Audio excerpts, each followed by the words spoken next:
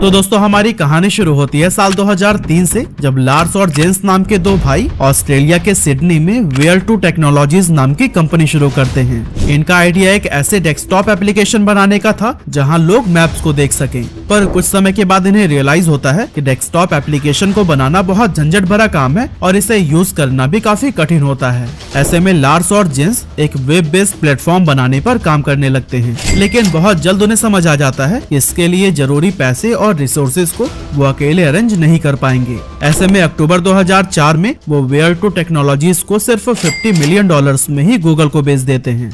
इसी साल गूगल ने कीहोल और जिपडैश नाम की दो और कंपनीज को भी एक्वायर किया था, जो कि मैप डेवलपमेंट के ही फील्ड में काम कर रही थी। एक तरफ जहां वेयर टू टेक्नोलॉजीज रोड और गलियों के मैप्स को बनाने में लगा था, वहीं कीहोल का फोकस एक बड़े रीजन की मैपिंग करने पर था। और इस कंपनी को भी गूगल ने $35 मिलियन की बेहद सस्ती कीमत पर एक्वायर किया था। लेकिन दोस्तों इन सभी में जिपडैश गूगल के लिए सबसे बड़ी डील साबित हुई, और कहा तो ये भी जाता है कि शायद ये गूगल के इतिहास की बेस्ट डील्स में से एक थी।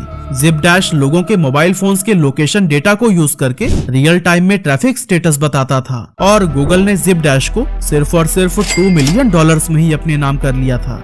एक्चुअली उस टाइम तक कोई भी अंदाजा नहीं लगा सकता था कि लोकेशन डेटा को यूज करके ट्रैफिक स्टेटस बताना कितना बड़ा गेम चेंजर साबित हो सकता है। यही रीजन है कि जिपडैश के फाउंडर्स ने खुशी खुशी $2 मिलियन में अपना रेवोल्यूशनरी आइडिया गूगल को बेच दिया था। लेकिन अब आपके दिमाग में ये सवाल तो जरूर आ रहा होगा कि आखिर गूगल एक के बाद एक मैप डेवलपमेंट से जुड़ी कंपनीज को खरीद क्यों रहा था। तो दोस्तों ये वो दौर था जब नेविगेशन इंडस्ट्री को याहू मैप्स और मैप क्वेस्ट जैसी एप्लीकेशन डोमिनेट कर रही थी। यह एप्लीकेशन आज की तरह एडवांस तो नहीं थी, पर उस समय के लोगों की सारी जरूरतें पूरी कर रही थी।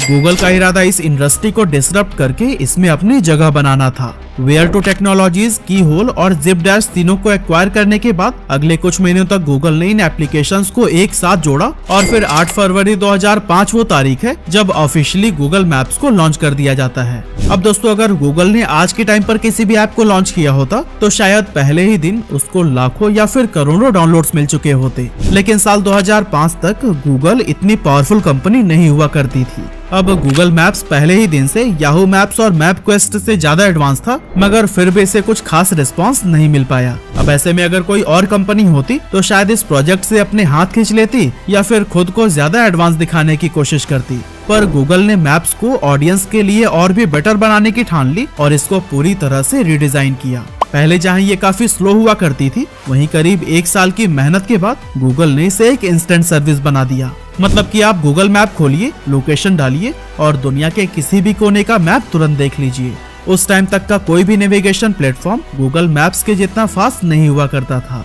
कीहोल कंपनी के एक्विजिशन से गूगल को जो मैप मिले थे, उन्होंने उन सारे मैप्स को जोड़कर एक नया फीचर ऐड किया, जिसे कि आज हम सैटेलाइट व्यू के नाम से जानते हैं। वैसे आपको बता दूं कि सैटेलाइट व्यू का मतलब ये बिल्कुल नहीं है कि इन फोटोग्राफ्स को हमेशा ही धरती का चक्कर लगाते ही सैटेलाइट से ही लिया जाता है। कई बार तो ये नज़ारे एरोप्लेन से ही क्लिक कर लिए जाते हैं। अब दोस्तों फास्ट स्पीड और सैटेलाइट व्यूज जैसे फीचर्स ने गूगल मैप्स को लोगों के लिए काफी इंटरेस्टिंग एप्लीकेशन बना दिया था। और क्या आपको याद है, कई बार तो हम लोग इस पर अपने और अपने जान पहचान के लोगों के घर खोजने में ही घंटों बिता दिया करते थे। अभी ये फीचर्स रफ्तार ही पकड़ रहे थे कि 25 मई 2007 को गूगल ने स्ट्रीट व्यू को भी लॉन्च कर दिया। ये गूगल का एक शानदार प्रोजेक्ट था, जिसके लिए उन्होंने दुनिया की हर सड़क से स्ट्रीट व्यू कार्स को गुजारकर वहां की फुटेजेस कैप्चर की थी। और जहां पर कार्स नहीं जा सकती थी, वहां पर गूगल ने स्नो मोबाइल्स को भेजा। साथ ही अफ्रीका और मिडिल ईस्ट के कई सारे रेगिस्तानी इलाकों में तो कैमल्स की भी मदद ली गई।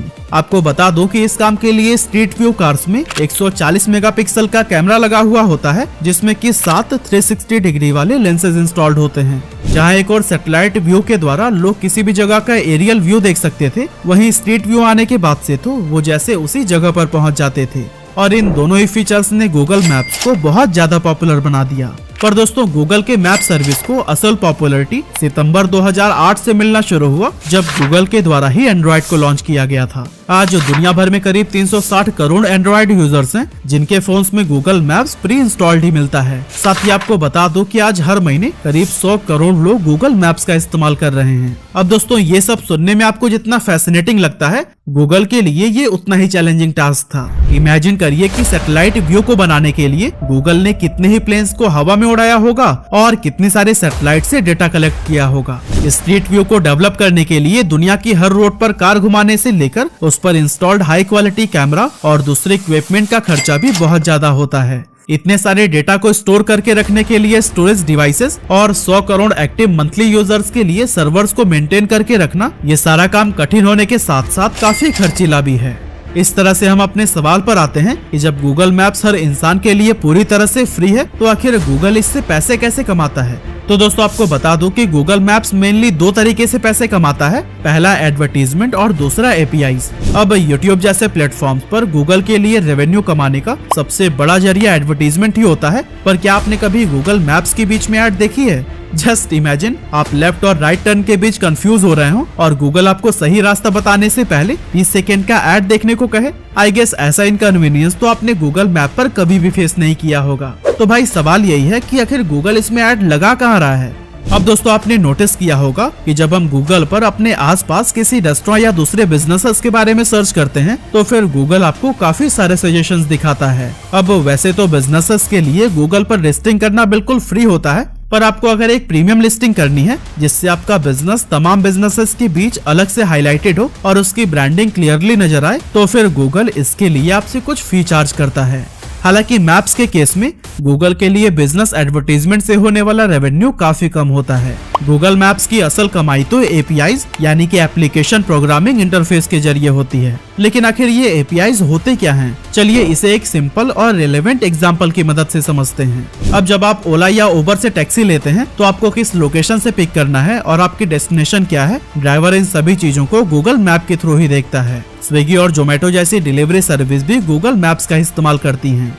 अब चाहे फेडेक्स जैसी ग्लोबल कंपनी हो या फिर शिप रॉकेट और डिलीवरी जैसी इंडियन कंपनीज, ये सारे delivery platforms Google map API का ही इस्तेमाल करके आसानी से डिलीवरी कर पाते हैं। वैसे क्या कभी आपने व्हाट्सएप के थ्रू किसी के साथ अपनी लाइव लोकेशन शेयर की है? जी हाँ, ऐसा गूगल मैप एपीआई के जरिए ही पॉसिबल हो पाता है और व्हाट्सएप की पेरेंट कंपनी मेटा इस सर्विस के लिए गूगल को पैसे देती है। आपको बता दूं कि दुनिया की करीब 17 लाख से ज्यादा कंपनीज गूगल मैप एपीआई के साथ जुड़ी हुई हैं और अगर हम अपने देश की ही बात करें तो हमारे देश में ही 1.5 लाख से ज्यादा कस्टमर्स एपीआई का इस्तेमाल कर रहे हैं। इस लिस्ट में आप देख ही सकते हैं कि गूगल मैप एपीआई के कस्टमर्स हर फील्ड में ही फैले हुए हैं। अब ये तो हुई गूगल मैप से होने वाली कमाई की बात, लेकिन अगर हम पैसों को एक तरफ करके गूगल मैप्स के पावर पर नजर डालें तो फिर ये आपको हैरान कर देगी।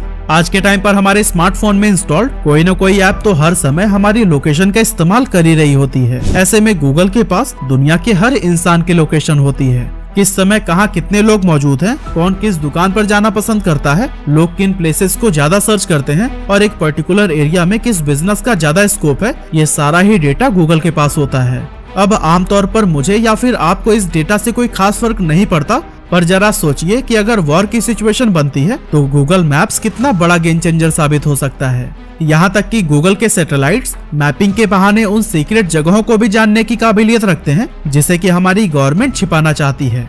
यही कारण है कि इसरो लगातार अपनी टेक्नोलॉजी की मदद से भारत का अपना खुद का मैप डेवलप करने में लगा हुआ है, जिसमें उसे मैप माई इंडिया जैसी कंपनीज का भी साथ मिल रहा है। अभी अप्रैल 2023 में ही मैप माई इंडिया ने मैपल रियल व्यू नाम का एक प्लेटफॉर्म शुरू किया है, जहां आपको 360 डिग्री पैरानोमिक स्ट्रीट व्यू और 3D मेटावर्स मैप जैसी सर्विसेज मिलती हैं। अब देखिए दोस्तों, यहाँ पर हम मैप्स को तो डेवलप कर सकते हैं, लेकिन एंड्रॉइड के जंजाल से निकलना एक अलग ही चैलेंज होने वाला है। बाकी आप अपना ओपिनियन जरूर दीजिएगा कि भारत अपना मैप बनाने की दिशा में कैसे आगे बढ़ सकता है।